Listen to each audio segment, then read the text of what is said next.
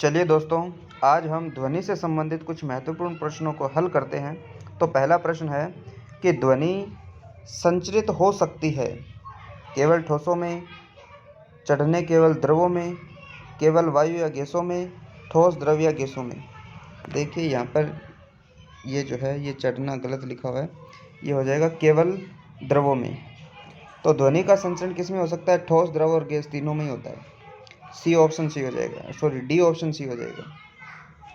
अगला प्रश्न है, अप्रिय ध्वनि को कहते हैं, अप्रिय ध्वनि को क्या कहते हैं? शोर। क्या कहते हैं? शोर। बी ऑप्शन सही हो जाएगा। तीसरा प्रश्न है कि आवर्तकाल का मात्रक क्या है?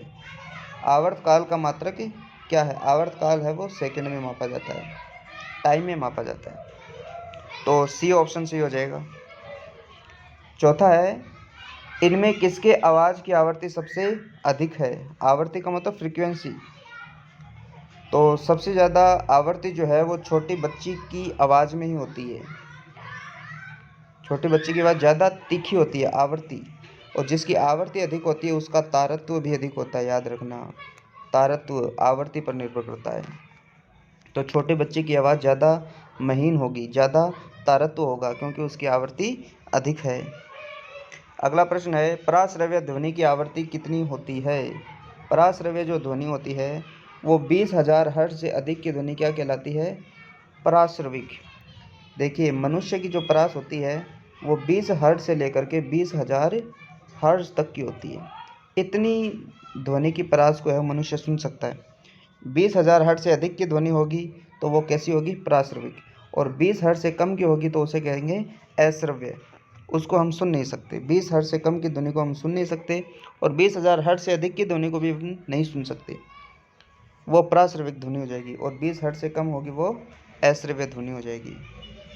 अगला प्रश्न है, हमें कोई ध्वनि सुनाई देती है, इसका कारण है। देखिए, ध्वनि कब उत्पन्न होगी? कंपन। जब कंपन होगा किसी वस्तु में तभी तो ध्वनि उत्पन्न होगी, और तभी हमें सुनाई देगी। तो सी ऑप्शन सी हो जाएगा, कंपन के कारण।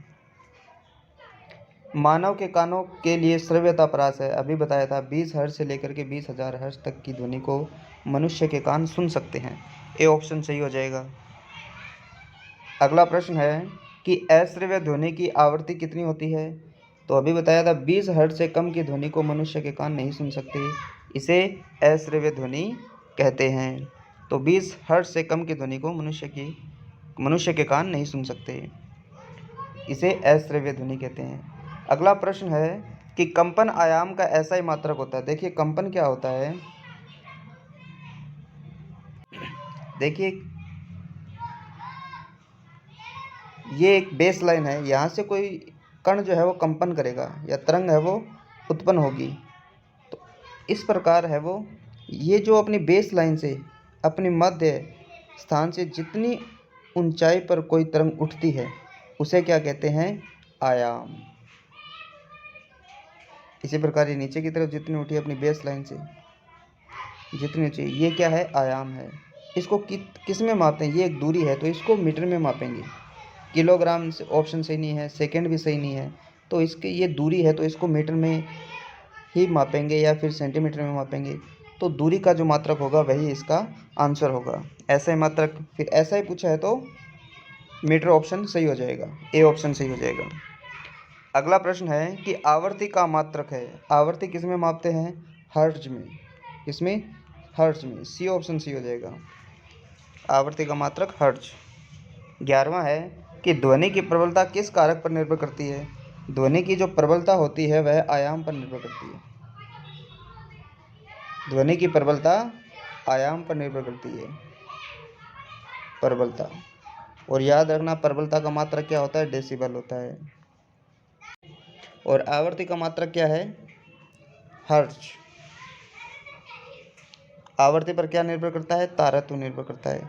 आयाम पर क्या निर्भर करते हैं? प्रबलता निर्भर करती है ध्वनि की, और प्रबलता का मात्रक डेसिबल। अगला प्रश्न है कि ध्वनि तरंगों की प्रकृति होती है।